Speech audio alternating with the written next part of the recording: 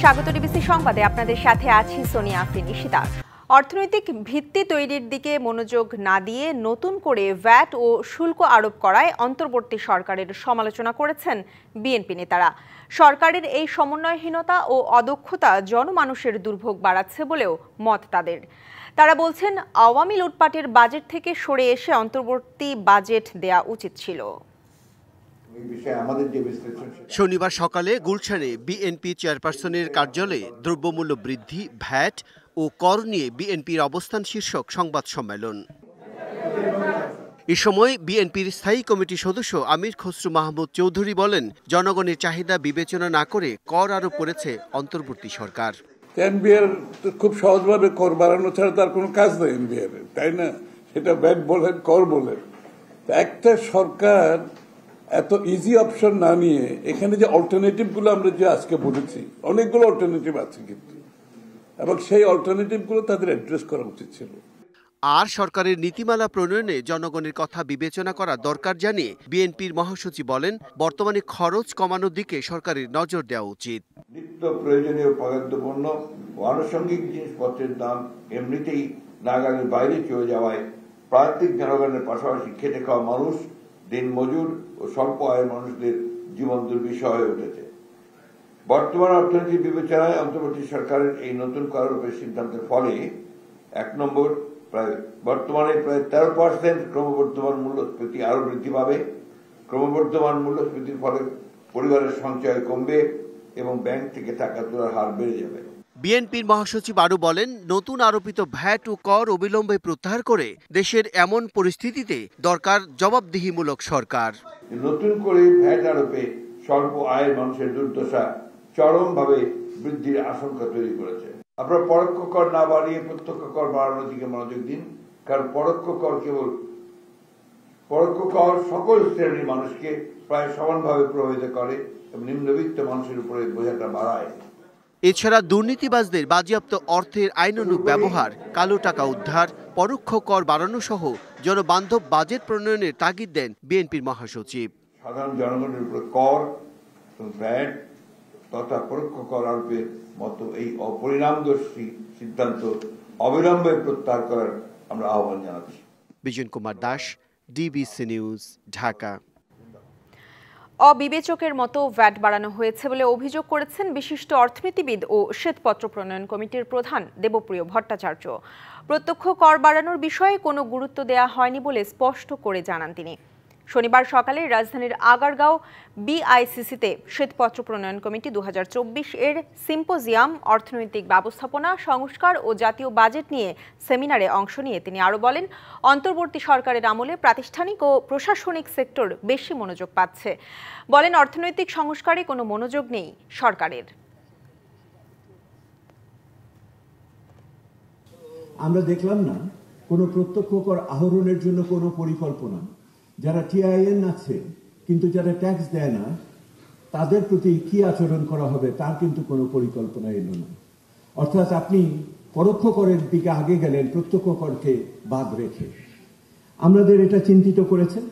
আমাদের জ্বালানি পরিস্থিতি নিয়ে আমরা দুশ্চিন্তায় থাকি। গ্যাসের সরবরাহ এবং আগামী বড় মৌসুম এবং গরমের মধ্যে আমার জ্বালানি পরিস্থিতি আরো জটিল হবে, এইরকম আশঙ্কা করা হচ্ছে। জুলাই ঘোষণাপত্র বাস্তবায়নে গণঅভ্যুত্থানে অংশ নেওয়ার রাজনৈতিক দলসহ অংশীজনদের অভিমত নেওয়া হচ্ছে। প্রধান উপদেষ্টার প্রেস উইং থেকে এক খুদে বার্তায় এ তথ্য জানানো হয়েছে। চিঠিতে মতামত পাঠাতে হবে প্রধান উপদেষ্টার কার্যালয় বরাবর। আগামী ২৩ জানুয়ারি পর্যন্ত অভিমত জানানো যাবে। মতামত পর্যালোচনা করে সংশোধিত ও সবার কাছে গ্রহণযোগ্য ঘোষণাপত্র প্রস্তুত করা হবে এবং খুব তাড়াতাড়ি ঘোষণা করা হবে বলেও জানানো হয় ওই খুদে বার্তায়। এর আগে জুলাই গণঅভ্যুত্থানের ঘোষণাপত্র নিয়ে বৃহস্পতিবার ফরেন সার্ভিস একাডেমিতে প্রধান উপদেষ্টা ডক্টর মোহাম্মদ ইউনূসের নেতৃত্বে সর্বদলীয় বৈঠক অনুষ্ঠিত হয়।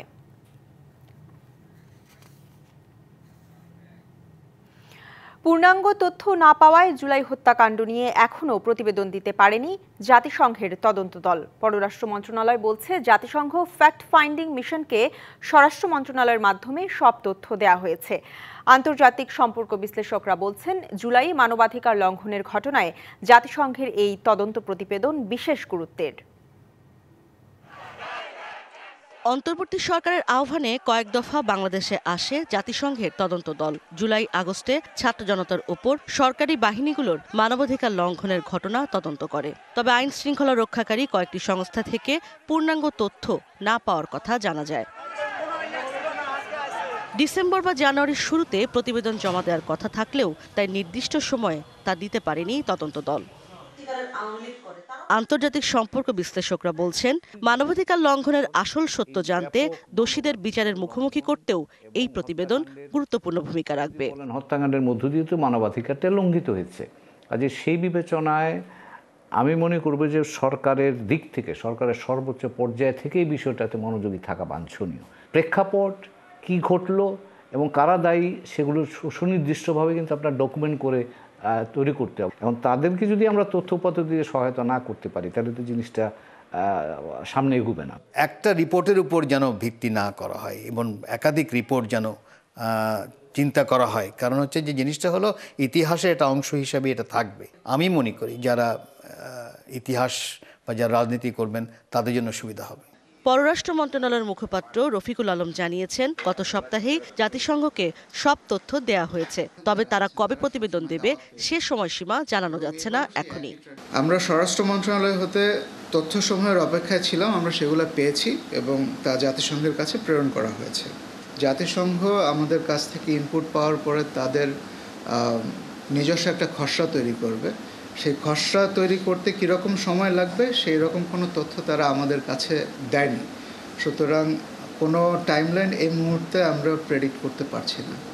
বাংলাদেশের কাছে 16 ধরনের তথ্য চেয়েছিল জাতিসংঘের তদন্ত দল।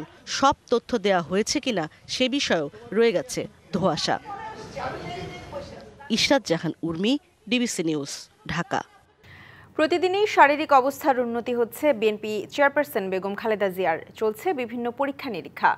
আগের চেয়ে কিছুটা সুস্থ আছেন ও হাসি খুশি রয়েছেন তিনি। স্থানীয় সময় শুক্রবার মায়ের শারীরিক অবস্থার খোঁজ নিতে দ্য লন্ডন ক্লিনিকে যান পুত্র তারেক রহমান ও তার স্ত্রী জোবাইদা রহমান। এ সময় তার সুস্থতা কামনা করে দেশবাসীর কাছে দোয়া কামনা করেন বিএনপির ভারপ্রাপ্ত চেয়ারম্যান। আজ লন্ডনে যুক্তরাজ্যের স্থানীয় সময় দুপুর 1:30টায় বেগম খালেদা জিয়ার চিকিৎসা নিয়ে বিস্তারিত জানানো হবে বলে জানিয়েছেন বিএনপি চেয়ারপারসনের ব্যক্তিগত চিকিৎসক ডাক্তার AZM জাহিদ হোসেন।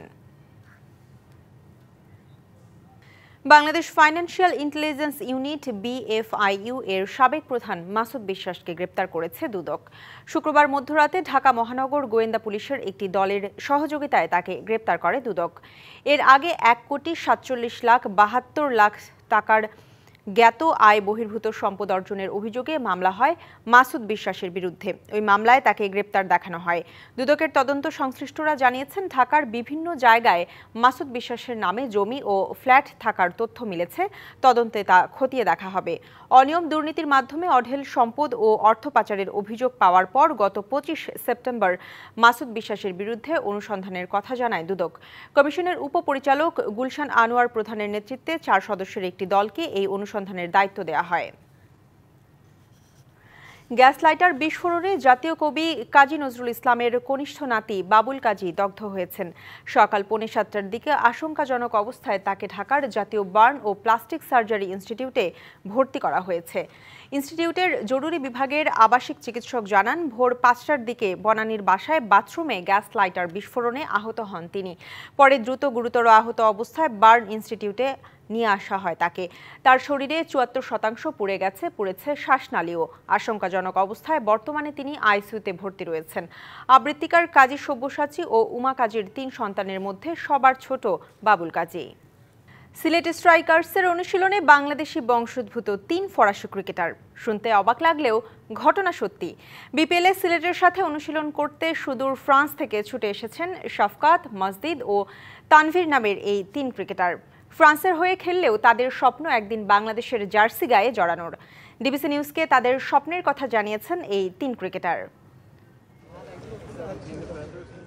ফ্রান্সের জার্সি গায়ে অনুশীলন, আবার ফুটবল নিয়ে ছোটাছুটি। দেশের নাম দেখে ফুটবলার মনে হওয়াই স্বাভাবিক। তবে এরা সবাই ক্রিকেটার। ছুটে এসেছেন ফ্রান্স থেকে, অনুশীলন করছেন বিপিএলের দল সিলেট স্ট্রাইকার্সের সাথে।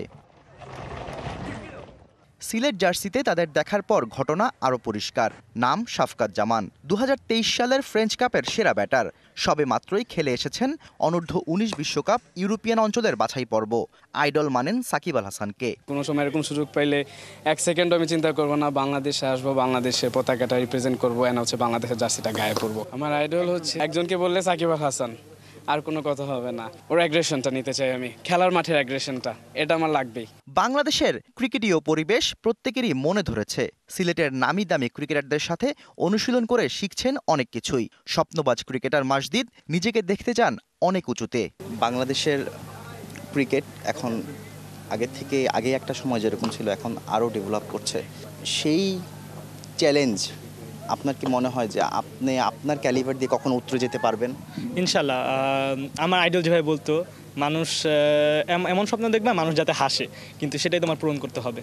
আরেক ক্রিকেটার তানভীর পেস বোলিংয়ের সাথে করেন ব্যাটিংও। তানজিম সাকিব টপলিদের সাথে সময়টা জমেছে বেশ। তানজিম সাকিব ভাই, তারপর টপলিও, ওনাদের বোলিং দেখছি, ওনারা কীভাবে বোলিং করে, আর টপলিকে জিজ্ঞাসা করছি কীভাবে বোলিং করলে কীভাবে, উনি আমাকে বলছে। কথায় আছে স্বপ্ন দেখলে বড় কিছুরই দেখতে হয়।